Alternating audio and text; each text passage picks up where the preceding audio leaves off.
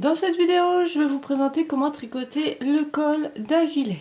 J'ai remarqué que vous étiez beaucoup à être intéressés par le tricot des cols, donc je vous ai préparé un document gratuit, il se trouve dans ma tricothèque, elle est elle aussi gratuite.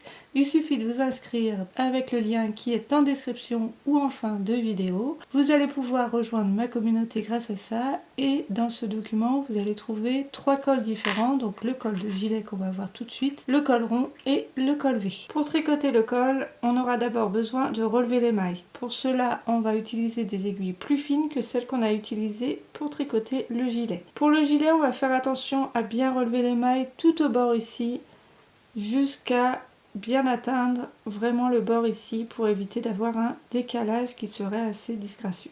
Ensuite, on va suivre la règle des 7 mailles sur 8. Donc on va avoir 8 mailles à piquer, mais on va n'en piquer que 7. Sauter une maille, piquer cette maille, sauter une maille, et ainsi de suite. Avant de commencer à relever les mailles, je vais placer 2 anneaux marqueurs. Ici c'est un modèle avec petite épaule comme ceci. Il y a une petite marque ici pour l'épaule. C'est le modèle qui se trouve dans ma classe Mon gilet parfait.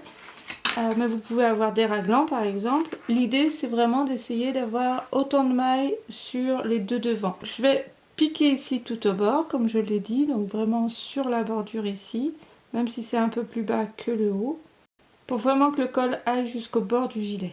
Ensuite je prends le fil, je fais en sorte de laisser suffisamment de longueur pour pouvoir rentrer facilement le fil par la suite.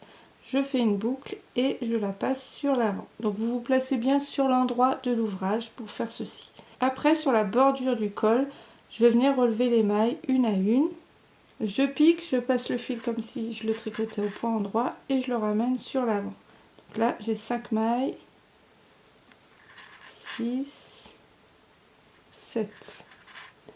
Pour la 8e maille, je ne vais pas piquer ici, donc je vais aller juste après. Donc je saute la 8e maille qui serait ici et je recommence. Je vais prendre 7 mailles et pour la 8e, je sauterai une maille.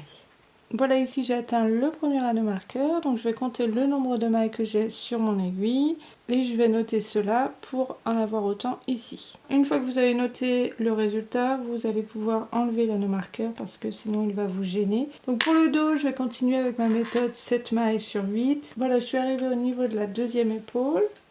Et ce que j'ai fait, c'est que j'ai enlevé l'anneau marqueur. Si vous avez peur de vous perdre un petit peu dans les mailles, votre anneau marqueur, vous ne l'enlevez pas complètement, vous le descendez simplement. Donc que ce soit au niveau du raglan ou au niveau ici de la ligne d'épaule. Donc ce que je vais faire, c'est que je vais suivre la même technique ici.